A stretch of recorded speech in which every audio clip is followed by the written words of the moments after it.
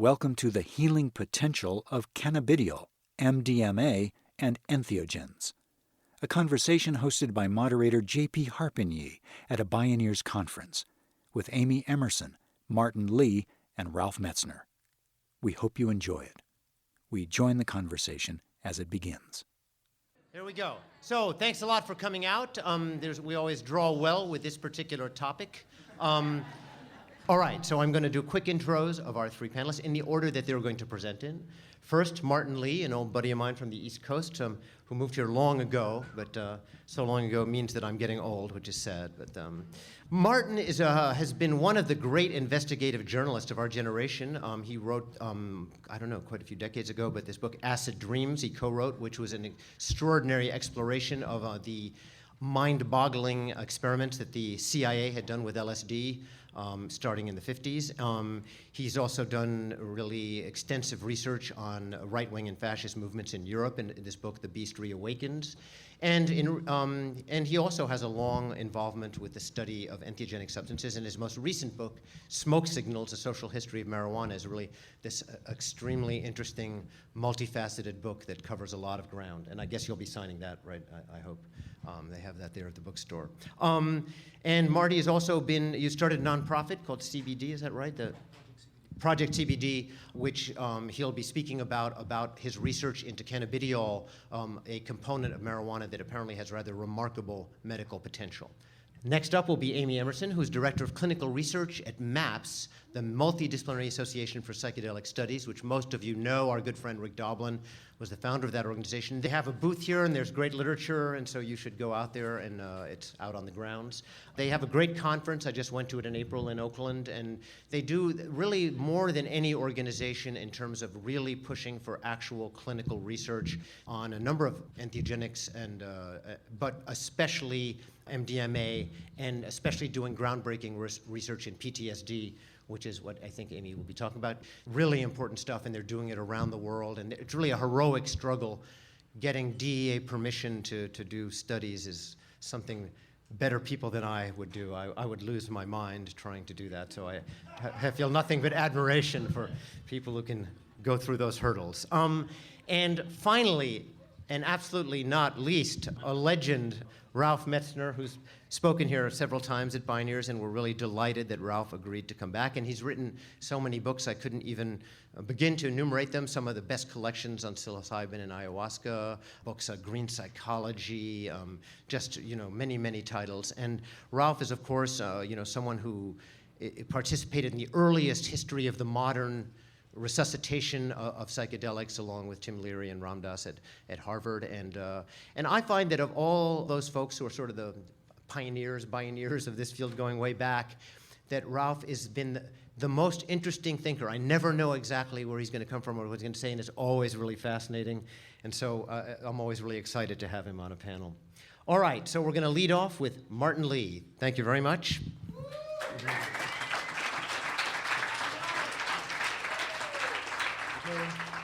Hello back there.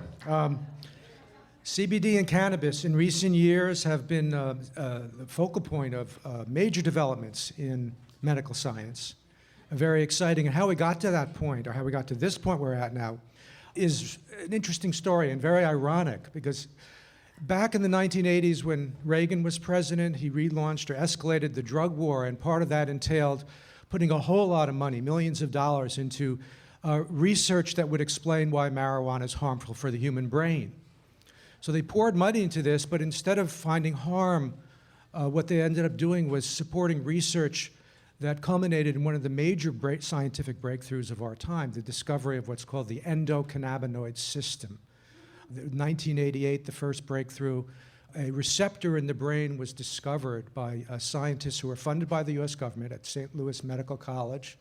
This receptor responded to THC, the principal component, the psychoactive component of marijuana.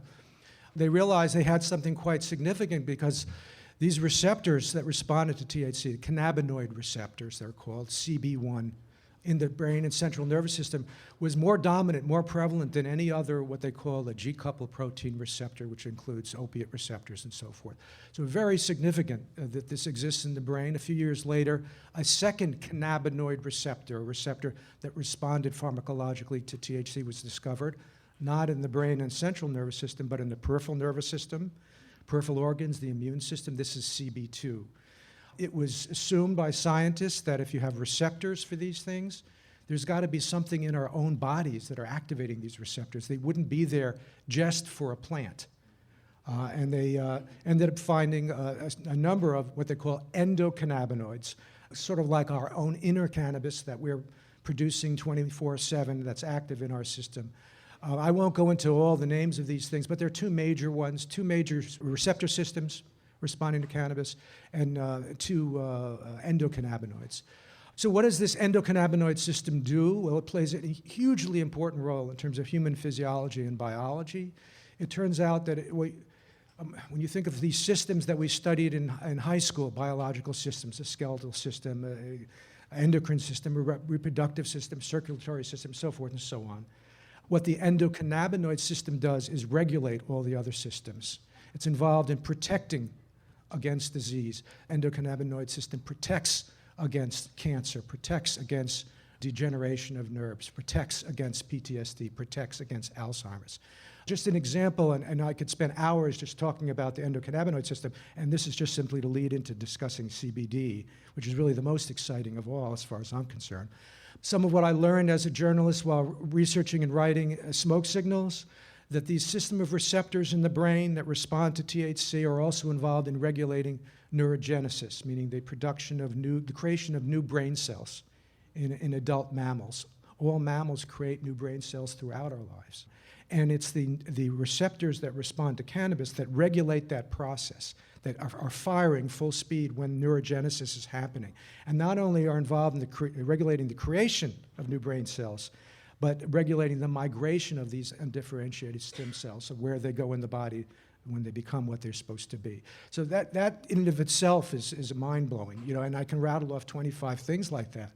One other example, to bring it back to the plant now, scientists at Scripps Research Institute near San Diego, this is a major medical research center in the United States, showed that THC inhibits an enzyme that's implicated in the formation of beta amyloid plaque. That's the Alzheimer's.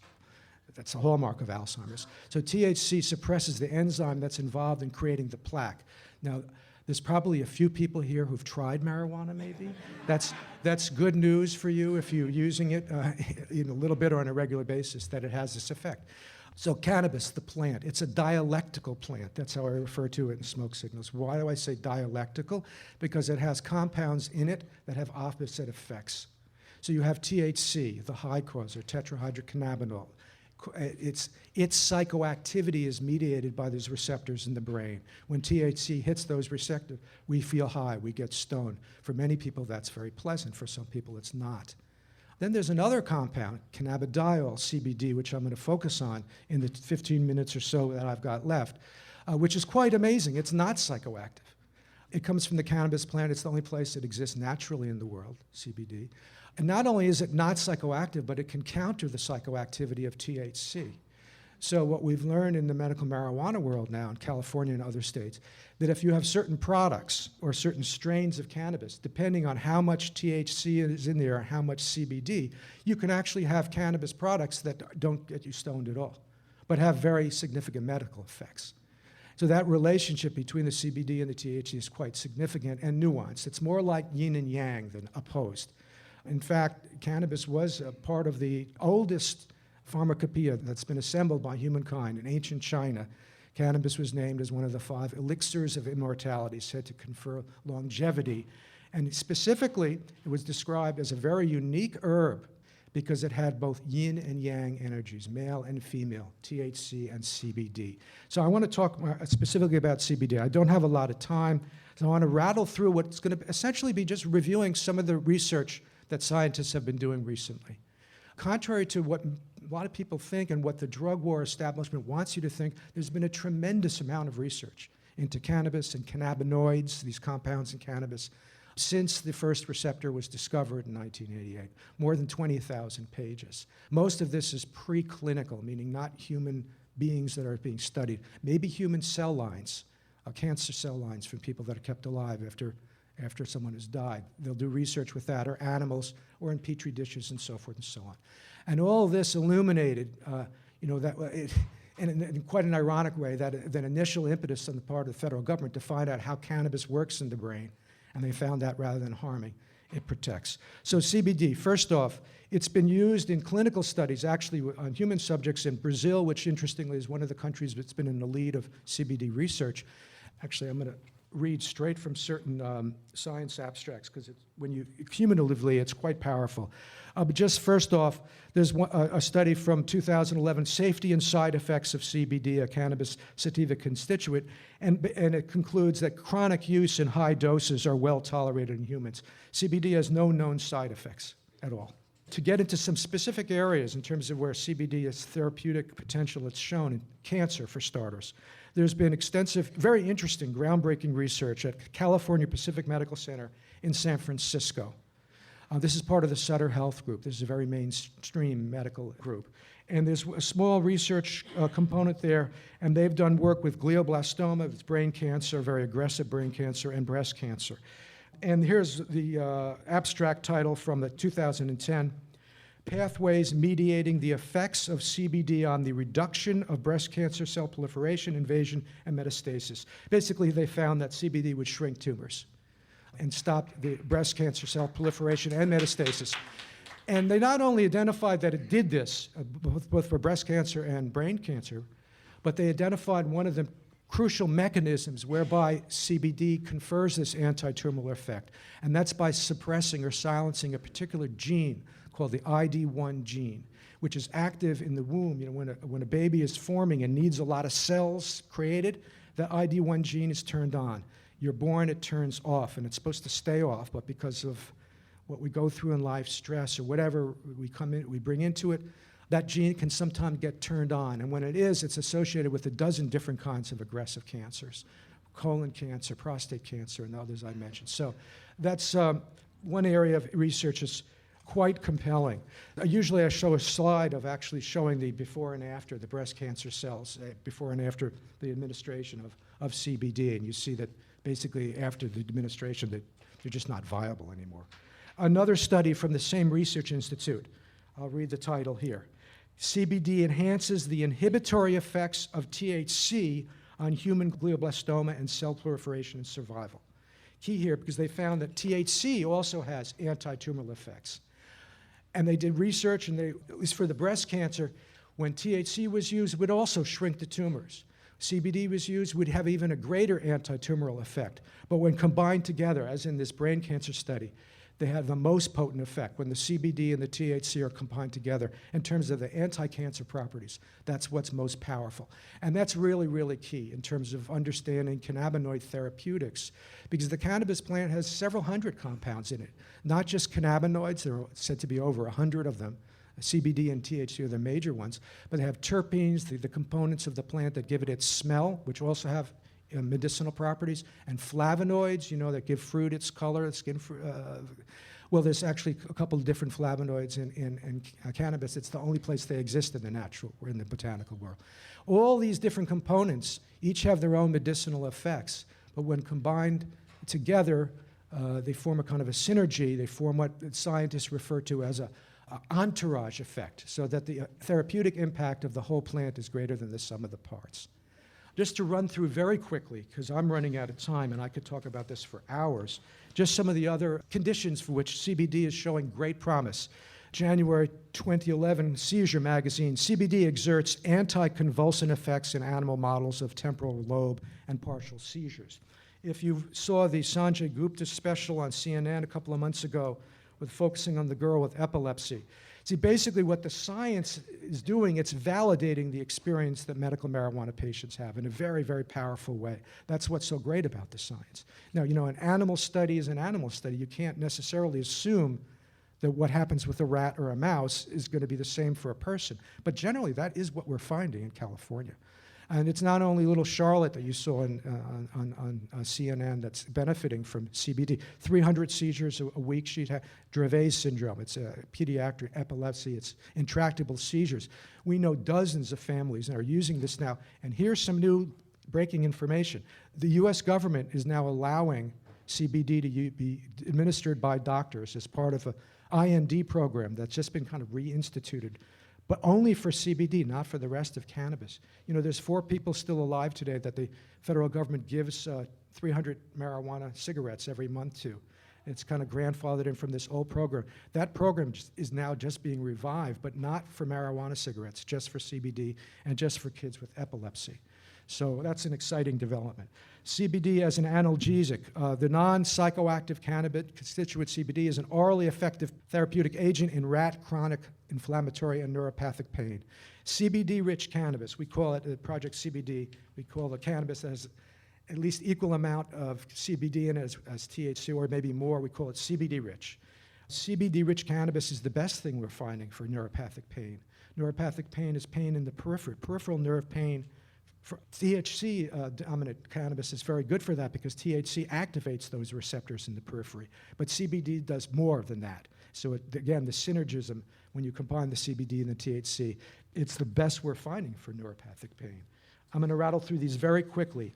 From the British Journal of Pharmacology, acute administration of CBD in vivo suppresses ischemia-induced cardiac arrhythmias and reduces infarct size when given at perfusion. What they do is they create a stroke in an animal.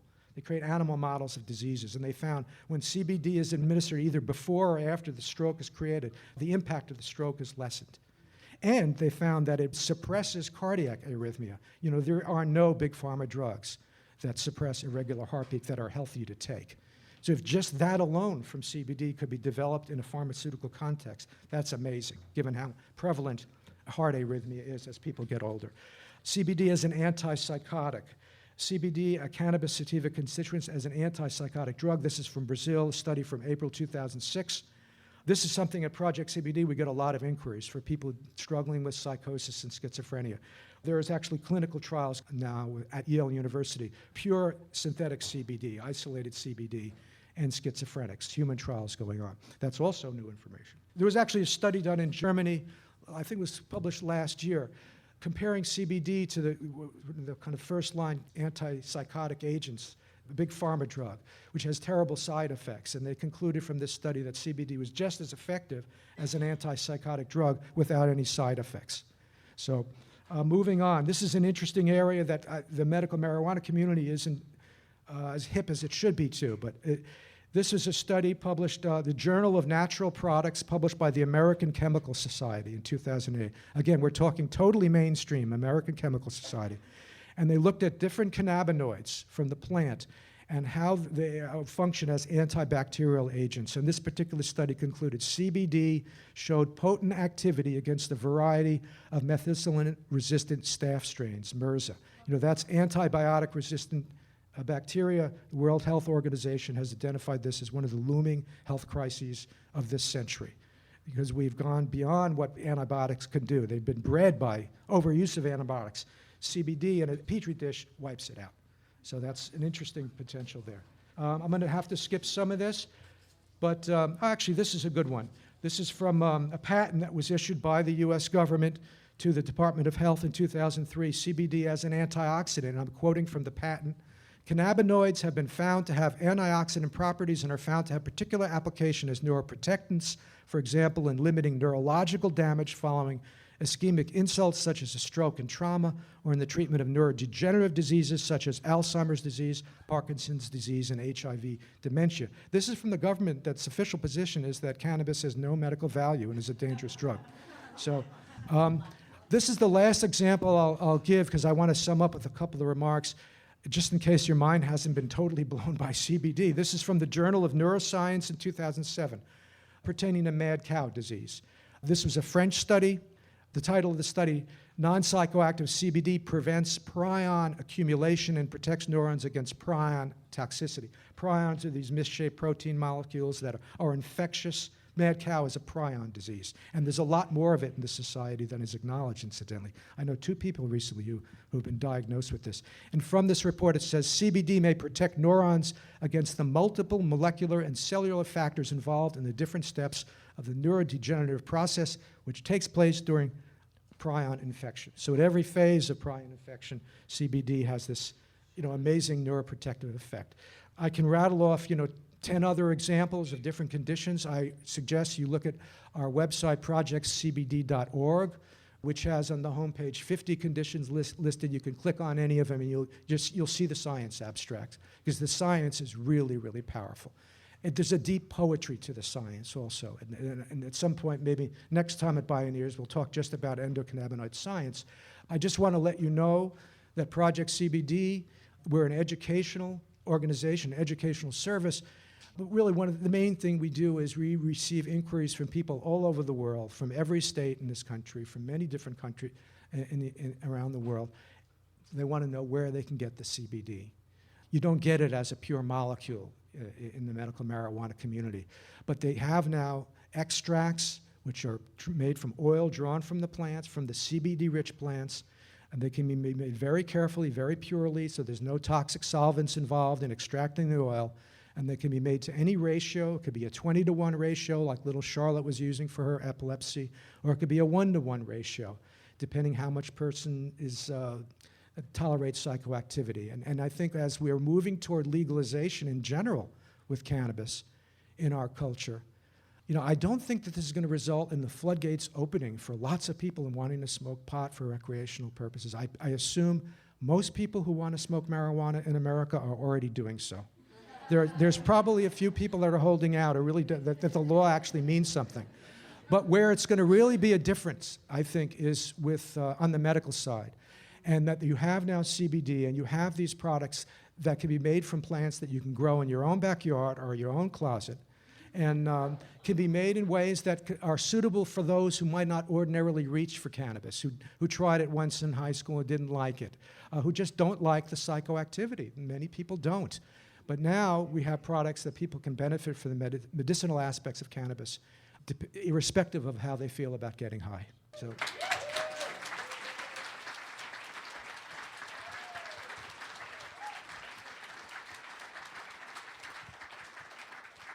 Thank you, Marty. All right. So next up is Amy Emerson of MAPS.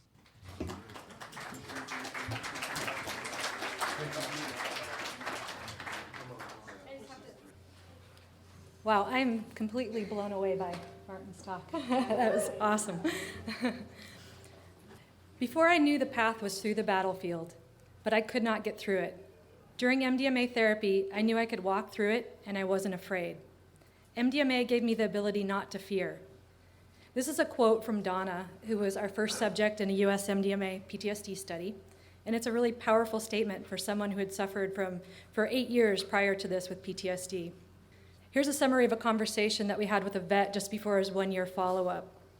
Being in Iraq was bad, but what was worse was having my body back here and part of my mind still in Iraq. Being in this study allowed me to bring the rest of myself home.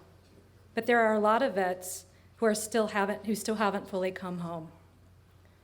There are many, many more quotes like this that we have from participants who have benefited from being in our studies. And hearing their experiences is a large part of why I'm motivated to do the work that I do, the very difficult work of trying to make MDMA into prescription medicine. So today we're going to talk about how MDMA works in PTSD therapy and the results that we're getting from our ongoing studies. So we're a nonprofit research and educational organization founded in 1986 by Rick Doblin. And today I'm going to be talking about just one piece of our overall mission, which is our work as a nonprofit pharmaceutical sponsor.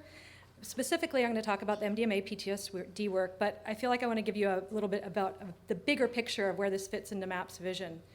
MAP's vision is as a world where psychedelics and marijuana are legally available for beneficial uses, like what Martin was talking about, and where research is governed by scientific evaluation of the risk and benefits and not by misinformation and fear. Our efforts are geared towards creating a shift from a prohibition-based policy on drugs that uses scare tactics to prevent drug use and this is a system that actually leads to more harm and misinformation to the public. We want to see a post-prohibition policy that provides science-based information about the harms and benefits of drugs, as well as provides true harm reduction efforts to the public.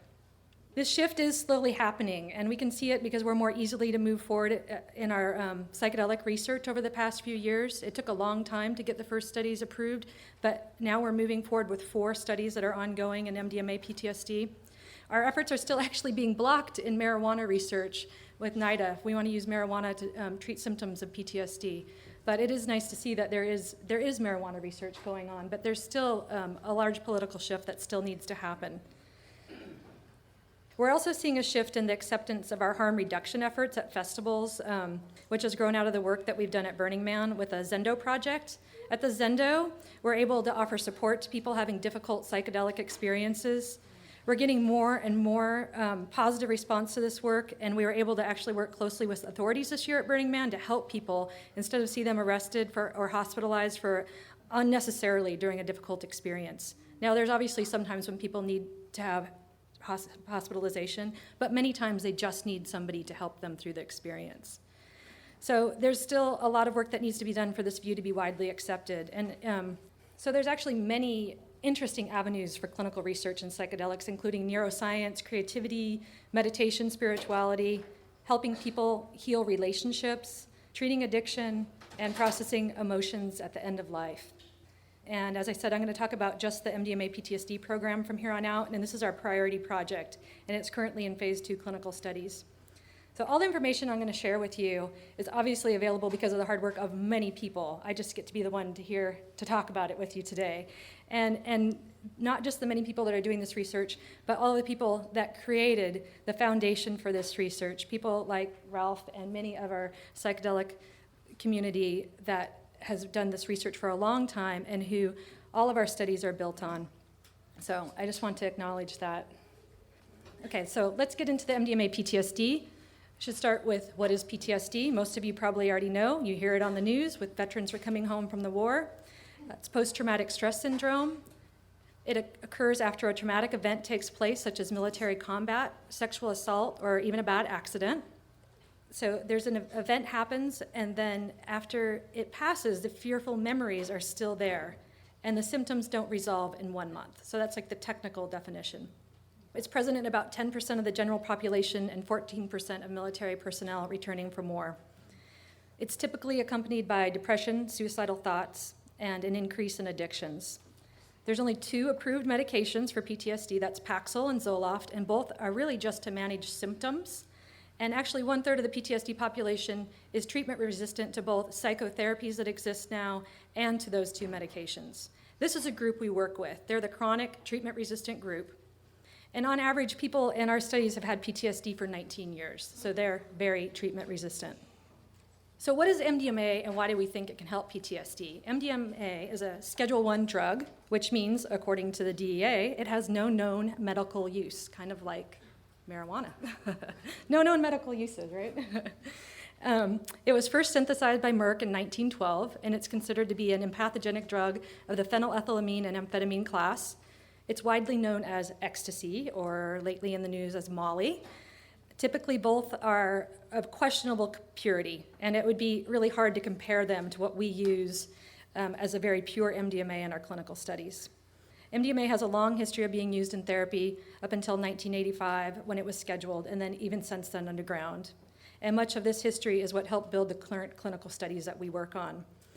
So why do we think MDMA works for PTSD? I want to talk about this by comparing and contrasting the way PTSD and MDMA affect people's moods, affect their behaviors, the brain, and the endocrine system. MDMA provides a path. It provides a path through symptoms. So how is it working? Let's compare the subjective symptoms of someone with PTSD and then look at the effects of MDMA. PTSD is fear-based. It's a disorder triggered by a traumatic event. It's chronic, debilitating, and it's usually characterized by being hypervigilant, fear, defensive,ness, numbing, nightmares, intrusive emotions, withdrawal, and lack of trust. Not a very nice way to experience your life. Here are some, then, the effects of MDMA. Decreased fear, decreased defensiveness, increases trust, increases empathy. It allows people to have affirming experiences and gain perspective on their situation. It's gentle and profound, but not always in an easy experience, and we often hear this, why is this called ecstasy, from people in our trials, because it's difficult what they're going through. It's not what you think of kids out partying, and dancing all night. It's not always a fun experience for somebody that's processing difficult emotions. But it allows people to be present with that and emotionally connected during the experience that they have, so that then they can take back those insights that they have and they can integrate them over time. So we have a treatment manual that guides how we do this treatment, and in that manual we summarize this idea, and it's actually an idea that comes from one of Ralph's articles. A combined treatment of MDMA with psychotherapy can attenuate the fear response, decrease defensiveness without blocking access to memories, and encourage a deep, genuine experience of emotion. Here's a quote from somebody in the study. As interesting as the sessions are, I know from experience now that it's even more interesting what happens after the sessions when you start making the connections. So MDMA also offers a path through the brain. We can see these same ideas of fear and the suppression of fear in the model of the brain. In imaging studies, people with PTSD, or when they do models of conditioned fear that they use to study PTSD, you see hyperactivation in the amygdala area of the brain, and this is the blue and orange area in the image there. This area is also responsible for processing emotional memories. So you can see a decreased activity also in that prefrontal cortex, which is responsible for thought processing. So in contrast, when you administer MDMA and you do brain imaging, you can see a suppression of the activity in the amygdala, which is the fear and emotional memory spot, and you see an increased blood flow in the prefrontal cortex, where thoughts are processed. So the activity in the brain supports the idea that PTSD is a fear-based disorder, and MDMA can work to counteract the symptoms in the brain. So here's a quote from one of our participants that I think demonstrates this nicely. It's like PTSD changed my brain, and MDMA changed it back. It's great, huh? It helped me in so many ways. It feels like it's gradually rewiring my brain. It feels like the MDMA sessions were the crack in the ice. Because the trauma was so solid before that, it took a long time to integrate. It was confusing, but gradually I found that I could get back to that kind of state on my own. It was incredibly intense around the MDMA sessions. It was a lot like a big bubble from the unconscious had popped. It brought up a lot, and it took time to slow down. So again, we see these same ideas of changes in fear and trust reflected in the endocrine system. People with PTSD have decreased levels of feel-good hormones and increased stress. MDMA turns on all the faucets in the brain. The main molecules that are released in MDMA are serotonin, along with some norepinephrine and dopamine. So this is a neurotransmitter cascade, and it leads to the release of what we call prosocial or feel-good hormones that you might have heard of, like oxytocin, vasopressin, cortisol, and some DHEA. These are actually similar hormone release to what happens when people are hugging, when you're bonding with an infant, or post-orgasm. These hormones are involved in emotional changes, and there's actually a study that was done that shows this by measuring responses to faces. They showed that these hormones that I just talked about are present after MDMA is administered, and it causes an increased emotional empathy and a decreased reaction to a fearful, angry, or sad face when people are showed the faces when they're on MDMA. And then we also see this same kind of thing mirrored in our therapy sessions. So on multiple levels, you can see why we think PTSD with MDMA is a natural fit. MDMA creates this pathway through the fear and defensiveness to a place where people find empathy for themselves, and they can make connections, they can process the trauma. They are able to do this instead of being caught in this conditioned fear response that they've been in. They're able to come back out of a session because you're able to be present still during the session, even while you're on the MDMA and while you're going through these intense emotions. You're able to bring back insights and then have sessions later without the drug to help integrate them. So here's another statement from one of our participants. After you've ridden a few of those waves of fear, it gets easier and easier to trust the next one. So usually in talk therapy, people have a hard time trusting going through that fear because they're just getting re-traumatized. So this is a break in that. I want to give you a little bit of an idea of what happens during a course of treatment. Okay, so this is a big commitment to people that go into treatment. There's 5 to 10 months of active participation, with 1 year of follow-up. The participants are screened to make sure they're eligible, and then they have 3 preparatory sessions with their co-therapy team. They're randomized to either an active or placebo arm of the study. And then they are administered MDMA 3 times during the study, about a month apart. And each session is about 8 hours, followed by an overnight stay, and then 3 integrative sessions over the next month before they have the next MDMA session. So we measure the PTSD severity at baseline, and then after the second and third MDMA session, and at 1-year follow-up. People in the comparator group are able to go through the study. They go through 2 MDMA sessions in the comparator group. We unblind, and they're able to repeat using full dose MDMA. So this is a room where treatments take place. It's very typical of the rooms in all of the settings, but this one is specifically in South Carolina with Michael and Annie Mithoefer. You can see a lot of attention is paid to creating a supportive setting. It's very important that people can have a place to let go, that they build up trust with their therapy team. They see their therapy team. It's always a male and female co-therapy team. They see them between 19 and 30 times during the study. And so they spend a lot of intense time with that team and in this room. And the basic premise of our approach during the MDMA therapy is not that the MDMA is doing all of the work. It's not in itself the therapy. It's the powerful tool that the therapist and participant have to use during the therapy. We think that the reduction in fear created by the MDMA is just a window. It's supported by interacting with the therapists during and after the MDMA experience. So the therapists use a non-directive approach. They maintain a presence that's supportive with what is going on in the moment with the person. There's alternating periods of inner focus and talking. And the participants are always encouraged to fully experience and express whatever arises rather than avoiding or suppressing. And there's many different types of therapy that arise during one session in response to the need of the participant. And we have our whole therapy manual online if anybody wants to read the whole thing. But those are some of the very basic ideas of it. So data. What happens after this happens, after we have these sessions? This is data from our first study with Michael and Annie, and to me, when I look at it, it's not just data. This is like a picture of hope to me, right? Everyone entering the study had severe treatment-resistant PTSD. They'd been suffering for a very long time, about 19 years. They were disconnected from themselves and family. That scale that you see on the vertical axis from 0 to 90 represents the severity of the PTSD. And this is measured by CAPS, the Clinicians Administered Post-Traumatic Stress Scale. It's a gold standard for measuring PTSD, and we use it in all of our studies. You had to have a score of 50, which indicates moderate PTSD, to enter the study. But you can see that people entering our study were well above moderate range. They had a score of 80 on average, and this is considered to be extreme PTSD. So the first study was mostly women survivors of sexual assault or childhood sexual abuse, and there was 2 male veterans of the Iraq War. There were 2 treatment groups, full dose and placebo. Both followed a similar schedule from the previous slide that I showed you of the 3 doses of MDMA. And this is what we saw. In the full dose group, full dose plus therapy. So it's always MDMA plus therapy, not just the MDMA, right? We saw, that's the orange line. So this right here is the results. After the first MDMA session, the mean CAP score dropped below 50. After the second, it dropped further, and 2 months later, it dropped below 30.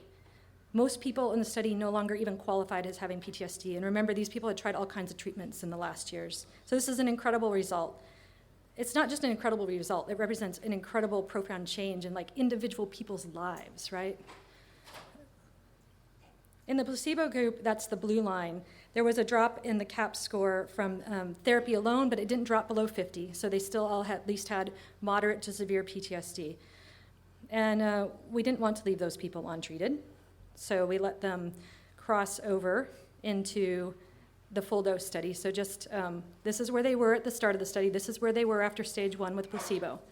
And this is what happened after they had the full dose MDMA sessions. They dropped after 2 sessions, and then dropped completely below to 30, just like that full dose group did. Okay. So we want to know, does this last? Well, actually, I want to show you. We also have another study. We want to make sure this is repeatable. So we have a study in Switzerland that we did that had similar results. It was smaller, so we could see a similar effect size, but the results weren't as dramatic. So we want to do some bigger studies. We have them going on now. And right now we have a vet study. And this is some preliminary data from a study that includes veterans and first responders. So there's 2 firefighters and 10 vets in this study right now.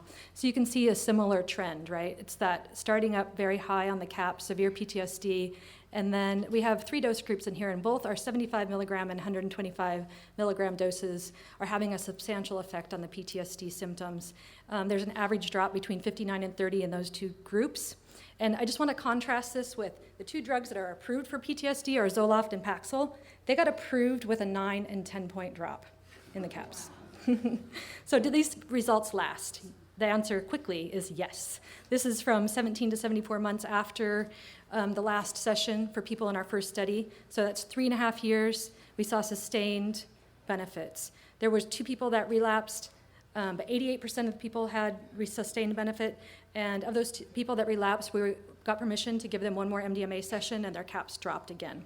We're not seeing any drug-related serious adverse events. We're seeing the normal, published, common reactions, teeth grinding, sleeplessness right after we administer. Everything goes away within a couple of days after the MDMA session.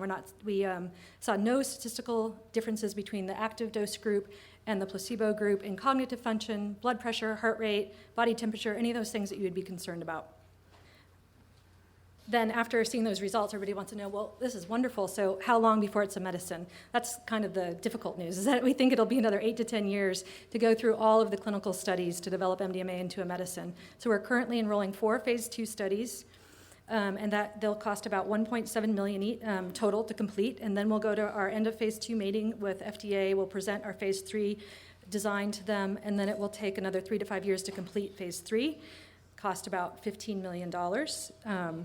And then another 1 to 2 years for the FDA approval process. So if anybody has extra millions laying around in the next couple years, we could put it to really good use in these studies. And we have, of course, more information online and at our table, and I'll be happy to answer questions after this.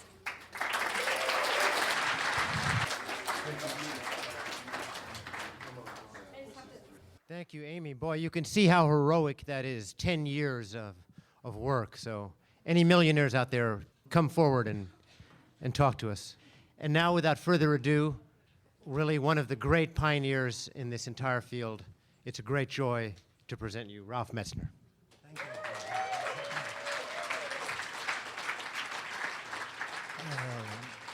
Well, thank you for inviting me. Thank you for your attention.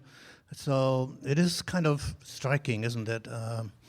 So I'm always thinking about how strange it is. Here, these studies showing this incredibly beneficial therapy for a condition. So Rick Doglam tells me there's something like 350,000 veterans suffering in the United States alone, suffering from PTSD.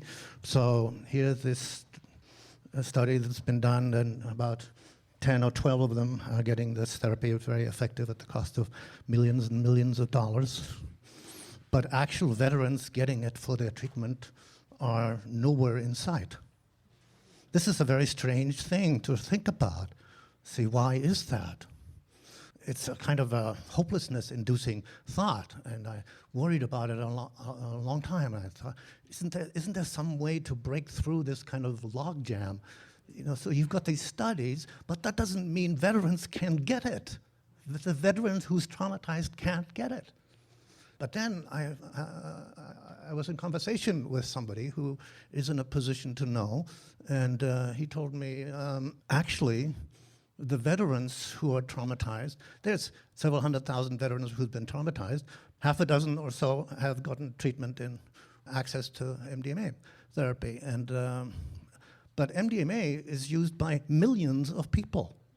Millions of people. It's easier for you and I, or anybody, to get MDMA on the street, ecstasy, high quality, than it is for a psychiatric researcher to get it to do research studies. This person who is in a position to know, he said, actually, the veterans are doing it themselves. They themselves are getting the ecstasy and are treating their buddies who have PTSD, because they themselves have, it's the Alcoholics Anonymous model, you see, for ex-alcoholics. They are actually the best people, better than the psychiatrist or the psychologist, because they have got the experience themselves. And they can get it, and they can set up the session. It doesn't take a lot of technical expertise or training to set up an MDMA session for somebody else.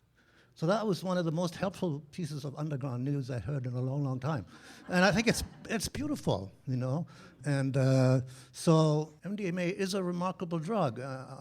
Among all the so-called psychedelic drugs, which means consciousness expanding I want to talk about, I think it's actually the best therapy drug, better than LSD or psilocybin, because it only expands awareness on the emotional band. I remember I was working, you know, I'm a therapist, and I was working in therapy with MDMA successfully, you know, before it became illegal, and I had to stop doing it in order not to become a criminal and go to jail. Same thing happened to me. It happened to me twice in my life. I did successful work with LSD therapy, and then I had to stop, not because anybody complained or was harmed, but because it was made illegal at another whole level social political system that had nothing to do with the therapy. So anyway, I remember him saying, and he'd had a lot of experiences, everything looks just the same, but I feel completely differently about it. See, that's the key. You're not getting visions and hallucinations. If you've been traumatized, you don't want to get visions and hallucinations. You want to stop the flashbacks. You want to be able to see what you're seeing with equanimity. See, the term equanimity, and I coined the term empathogenic for MDMA-like substances, generating a state of empathy. And it's interesting because it secretes the hormone prolactin, which is the nursing hormone, which is also another advantage in terms of therapy, because it doesn't stimulate sexual feelings at all. That's why people can take it at the raves and hug and sit with one another, and there's no sexual improprieties going on, and there's no sexual feelings going on in the therapy session, which is very helpful for the therapists and the clients. I think this research is beautiful and it's important. I just would like to make you aware of the sort of underlying kind of contradictions in the social system around this. The other area of research with drugs that I think I'd like to emphasize in its importance, and I think is incredibly important, is the work on end-of-life anxiety with psilocybin, not MDMA so much, because MDMA stimulates the life force. When you're end of life, you want the detachment and the withdrawal, kind of the opposite. So psilocybin, LSD, small doses, and the work done by Charles Grob and others is tremendously important, because here's another thing to think about. A certain percentage of veterans have got PTSD, and other people, non-veterans, got PTSD as well. But everybody's life ends. Everybody dies. And everybody has a certain amount of end-of-life anxiety. It's been with us for thousands of years. And part of that is for social, religious reasons, because in the West, we don't have any conception of the afterlife. We have no conception of the afterlife. The common view is at the end of life, you just die and that's it. Goodbye. Nothing. Nothing happens. And that's not true. And it never has been true. Well, you might say, well, how do we know that? Okay. If that's the position you want to be in, then that's okay. But in all cultures, except the Western sort of Christianized cultures, Christianity abolished the idea of the afterlife. It reduced the idea of an afterlife to this threefold thing of heaven, hell, and purgatory, which is kind of pathetic. It's a pathetic reduction of the actuality of the afterlife. The use of psilocybin, and it is a credit to the FDA and the regulatory authorities that they have permitted studies of end-of-life using psilocybin for a condition where it's known, this is not going to, people who have terminal diagnosis, they know they're going to die within 6 months. So there's no pretense this is going to cure their cancer, but to alleviate the anxiety around the end of life. On my website, I have links to 2 short video clips of studies from Charles Grob's studies of people talking about their psilocybin study at the end of life. They're incredibly moving. So if you have somebody in your family that you know about who is looking at end of life and dealing with end of life anxiety, just even seeing the film and thinking about it, I think can have a very beneficial effect.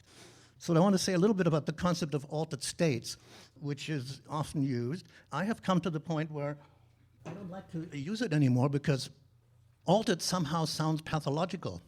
Altered farm animals are castrated animals, actually, which kind of doesn't sound very positive. It also applies that there's a kind of a normality and that the altered is somehow abnormal. And what I want to do, and what I've been doing in my writings, and I've written a series of 7 books on the ecology of consciousness, and one of them is called Mind, Space, and Time Stream, which talks about different states of consciousness. And I want to get the idea across that every state of consciousness has its own way of looking at time, experiencing time and space. We're in a state of consciousness right now. Did you know that? It's called the normal waking state, the ordinary functional waking state. It's a period of time. It lasts from the time you wake up to the time you fall asleep. Then you have the sleep state, and then you have the dreaming state, which is different. Brain waves are different. And Indian and Buddhist traditions recognize a 4th state, which is kind of a meditative state. Those are different states of consciousness we all cycle through every day in our life. Alterations, totally normal, totally functional, common, you know. And then there are less usual states, meditative states. So I like the notion of states of consciousness. It's a period of time in which your thinking, your feeling, your experiencing functions according to certain set parameters. And when you're in a different state, the time-space parameters are different. For example, in a dream, you can dream of visiting your grandmother who lives in Florida, and it doesn't take you 5 hours to get there. You're as close as you feel. And you can have a great conversation with her and exchange all kinds of messages, and then come back, and it's taken no time at all. It's subjective time. You see, time is completely different. And in every drug state that we know, you wake up in the morning, you might have been in some kind of a dream, and then doing various things, and then you wake up and you realize, oh, I'm in my bed and in my room, and here's my husband and wife, and here's the dog, and oh, there's my job, and immediately, this is a profound alteration of state of consciousness. So alterations of consciousness happen all the time. I want to get across the idea that it's very normal. And then we want to look at the states of consciousness and what's their function, and expanded and contracted states. For example, the waking up is an expansion state. And Buddhist and Hindu and spiritual traditions talk about waking up, becoming more aware. But it's not that expansion is good and contraction is bad, because contraction is also important. It's called concentration. If you're giving a piano recital, or you're taking an exam, or if you're driving a car, or you're doing surgery, you want to be very, very concentrated. You don't want to be admiring the butterfly outside the window and be aware of the beauty of the sunset or anything like that. You want to concentrate. That's called concentration. Consciousness or awareness can concentrate, contract, and focus, or it can expand and relax, where you get new insights, new perspectives, new insights in therapy. That's why the application in therapy. See, the alcoholic who takes a consciousness-expanding drug, or the traumatized vet who sees a consciousness-expanding drug, he is able to see the traumatic situation from another perspective. The trauma concentrates, but concentration in itself is not bad either, but you want it to be under your own control. If your concentration is under the external control of some stimulus, that's called addiction or compulsion. I gotta have the drink, I've gotta have the drug, I've gotta do this. It's a concentration on the focus. It's motivated by fear and rage are the two things that focus and contract our awareness. If you're in a state of rage, you're not interested in anything else that's happening. You have to get out of the state of rage before you can do any therapy. That's why rageaholism is notoriously difficult to therapy. Now, fear is also concentrates. And all the therapists dealing with fears and anxieties, including using LSD or MDMA or any of those, reducing the anxiety so awareness can expand and so you can look at what are the possibilities, what's really going on. Then I want to just come back to the hypothesis that my old colleague and friend Tim Leary came up with. It's called the set and setting hypothesis, which has been widely accepted in the field of drug research, that with this particular class of drugs, this is not so necessarily true of any other kind of drugs, but including stimulants, ordinary stimulants and ordinary depressants, or barbiturates, or uppers and downers, basically. They bring you up and they bring you down. I mean, the setting is a little bit plays a role, but with the so-called psychedelic drugs or consciousness expanding drugs, it plays the critical role. And you can't really describe. Somebody asks you, like my daughter asked me when she was a young person, what does this drug do? Or somebody asked me, well, you can't really say what it does. It depends completely on the setting. To even take MDMA. So the person who's doing it, using it for therapy, for PTSD, has one kind of experience. The person who takes ecstasy and goes and dances at a rave has a completely different experience. They're not getting therapy. That's not the intention, you see. It's the set and the setting, the intention of those two, the intention is actually the most crucial. And my sort of amended formula that I talk about is that the intention directs, and I use an arrow to point, directs the attention, and the attention directs the awareness. So the intention, like you have an intention coming here and hearing me talk, and I have the intention of meeting with you and talking with you in this space. So you're giving me your attention, for which I thank you. In German, you say, you schenkt die Aufmerksamkeit, which is a give. It's a gift of attention, you see. It's not just passively taking in, it's an actual gift. Lending me your ears, as Julius Caesar said. And then the attention acts as a selector. Now, that selection can be overridden. For example, if a naked woman walked in the room, then our attention would be interrupted, you see, and we would all go there, and you wouldn't no longer be paying attention to me. So it can be captured. It can be captured by a sudden loud noise or a sudden unusual stimulus. But apart from that, it's a function of your intention. And that's why when you do mindfulness meditation, you see you're looking at what's going on in your mind. What's behind the thoughts that you're having? Don't follow the thoughts, just go back to the intention. And then you come to your core of being. So you want to get away from having your intention be captured. As an extension of working therapeutically with drugs, I've developed this method I call alchemical divination.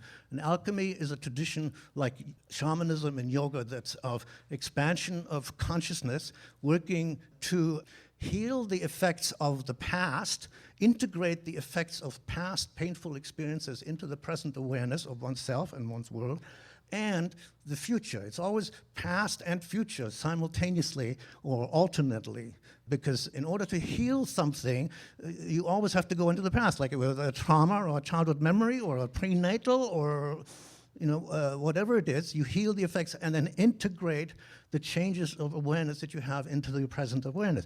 But the other kind of possibility is what in the shamanic traditions they call the visioning. Like, what do I want to do? Where do I want to go? What kind of life do I want to have? Including what kind of relationship do I want to have? What kind of health do I want to have? What kind of vision do I have for my life? Like the native traditions go on a vision quest. And then you integrate that into your present awareness.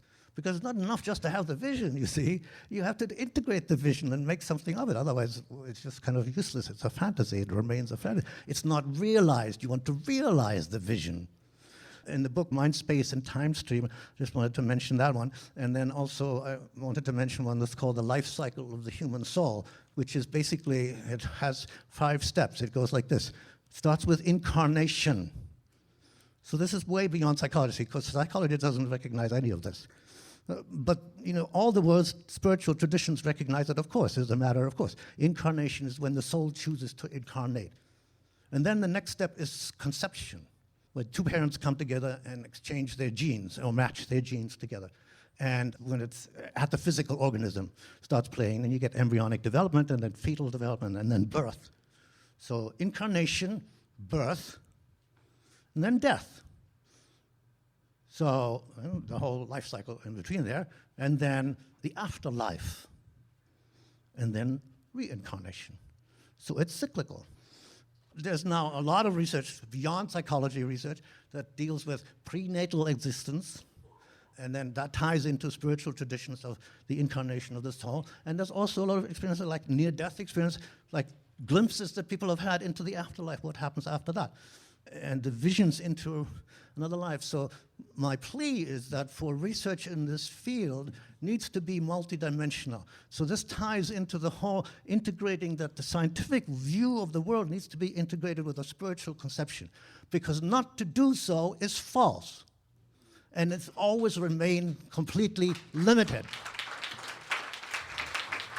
So we are a multidimensional being. We have spirit, mind, heart, body, spirit, mind, feelings, body, some people divide it up into 5 or 7 is a traditional number. You can divide it up, but you recognize spirit, and spirit is primary. Spirit is not an after effect. It's not a side effect. And you don't squeeze it into a double-blind, placebo-controlled study. You cannot do that. You cannot do that. That is a different way of working. It works at a different level, but you have to acknowledge it. And I know that a lot of this workers who work in this field, in the scientific research field, totally acknowledge that. I remember I went to one MAPS conference, and the organizers got a little pissed off at me because actually, it wasn't I that did it, but my friend Jim Fadiman. He said, how many people here have participated in a legally approved psychiatric research study with MDMA or any other psychedelic drug? So about half a dozen people raised their hand. And then he said, how many people have experienced a psychedelic drug? And everybody raised their hand.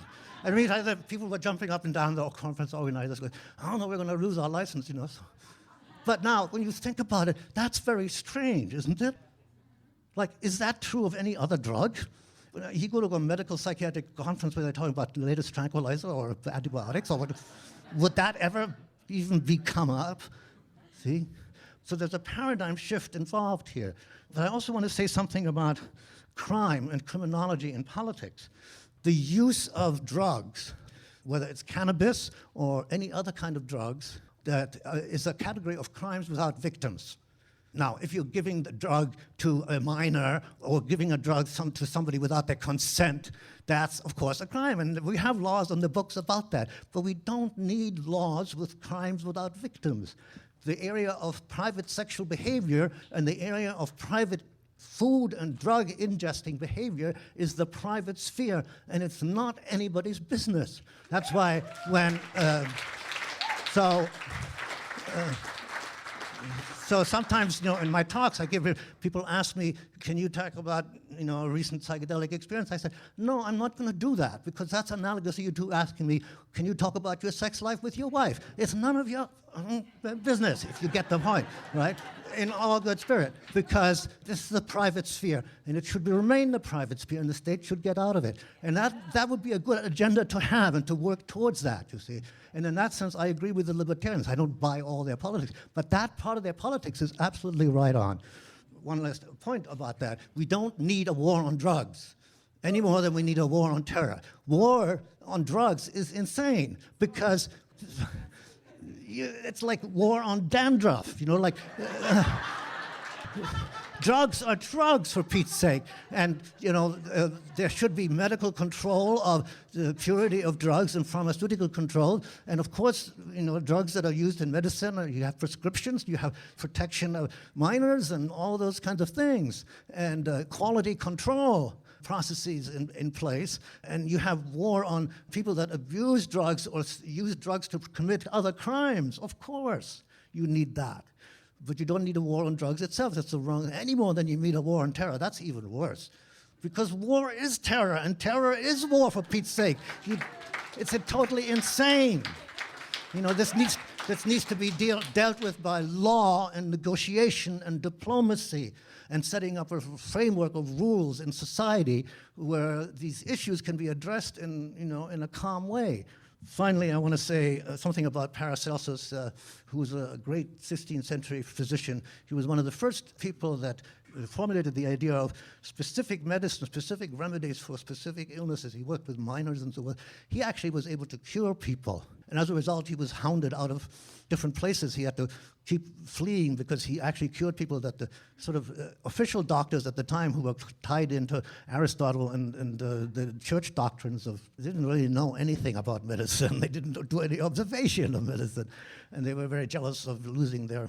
So it's interesting how some of these kind of political things go on, you know, no matter what. There's still going on, similar things going on in our time. Also, he included astrology. In all his diagnosis or treatment, he always would do the horoscope of the person. So it's a completely cosmic, psychological, social, everything physical integrated like that. One of his sayings that I really like was, the difference between the remedy and the poison is the dosage. The same drug can be a remedy for an illness, or it can be a poison. And this is something that a lot of people in the so-called psychedelic movement actually don't understand, because they think more is always better. And that's totally not true.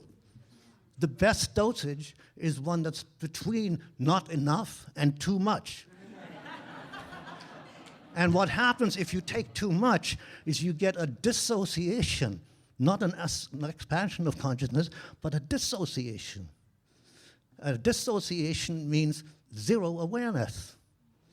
And you look even in the research that's been done with certain drugs in Shulgin's compendium, and she understands this totally well. People take, for example, 5-methoxy-DMT. They take a certain dosage, and the person says, oh yeah, it was pretty good, you know, I had interesting insight. And then at a certain higher dosage, it said, well, gee, I don't know.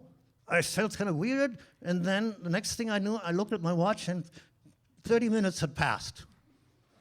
And there's nothing. In other words, dissociation means no experience, nothing. It's a disconnect. So what's the usefulness of that, you see?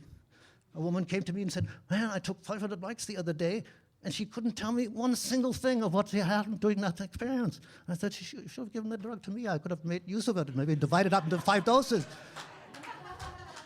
So, with that, thank you.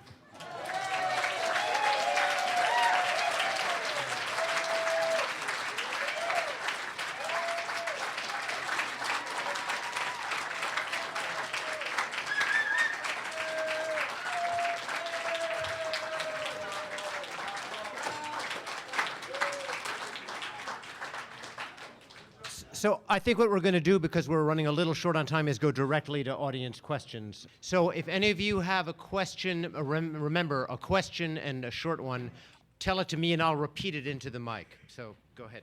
So this is a question about the prison system and the war on drugs. Basically, yeah, I mean, I agree completely. You know, it implies a completely rethinking the whole criminology, you know, and I worked in the field of criminology when I was at Harvard, because we did these studies of psilocybin with criminals, you know. But the prison system is not interested in changing people's behavior, not at all. I mean, there are certain movements within it. Of course, there's reform movements, and they should be encouraged. But you know, one big step would be to move drug use, drug possession, simple drug, you know, get out of the idea of crimes without victims. I think that's the formula. And so there is that group called the Drug Policy Alliance. It's a very good group that deserves your support, like MAPS does. The Drug Policy Alliance looks at what are changes that are needed in policy and law to dealing with all kinds of drug behavior and drug abuse. So this is a question about any use of hypnotherapy along with the MDMA therapy. Not in the studies that we're working on. So I can't really speak to it. I bet somebody else could probably answer it. With our study on for PTSD using marijuana, we've actually asked them to create different percentages for us for that study, which is NIDA is still blocking. CBD is particularly significant among the 100 cannabinoids that exist because you can, with certain access to strains, particular strains, you can actually do something with this. He says in the laboratory, they're going to work with specific cannabinoids and combine them and so forth. And that's all well and good. THCV is emerging as very significant, and we actually have a strain that's dominant in that. But for the most part, you're not going to get a whole lot of other cannabinoids that have significant enough amounts to be viable to work with unless you really tease them out and breed them over time, as GW Pharmaceuticals is. But you know, with CBD, it's available now, and people are using it now and reporting tremendous benefits, and that's the key thing. Quickly, yes, there are different ratios for different cancers they're finding, and they're finding some work with more THC than CBD is more effective for certain cancers. But there's a lot of factors and variables involved. And the Simpson oil, I'm surprised to even hear it's 50-50. I thought it was THC dominant generally, and made in a pretty funky way with butane and all that, so there's some questions about that. But yes, it's available now. You know, you need a chemist to work it up to calibrate the dose, the ratios, but it's in California, it's available if you know where to look. So the question is which LSD or psilocybin is more useful in terms of curbing end-of-life anxiety? Well, I think they're both equally effective.